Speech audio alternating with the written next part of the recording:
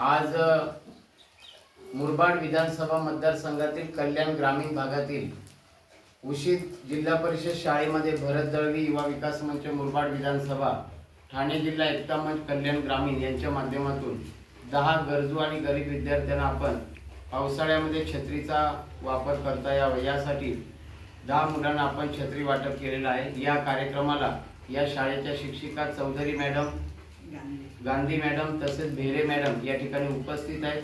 तीनही शिक्षिकांचं मी मनापासून अभिनंदन करतो। तसंच गरजू आणि गरीब 10 मुलांना आपण छत्री वाटप केलेलं आहे, त्या मुलांना सुद्धा मी शुभेच्छा देतो आणि त्यांनी भरपूर चांगल्या प्रकारचा अभ्यास करावा। उशीत शाळेमध्ये जी इतर मुलं आहेत पहिली पासून 7वी पर्यंत त्यांच्यासाठी सुद्धा आपण एक मोठा कार्यक्रम पुढच्या आठवड्यामध्ये वह्या वाटप, दप्तर वाटपाचा आयोजित करणार आहोत। कंपास पेटी असेल किंवा शैक्षणिक साहित्य त्याचा आकडा मॅडम मला लेटर पॅड वर देतील। तो कार्यक्रम आपण काकडपाडा हायस्कूलला आयोजित केलेला आहे।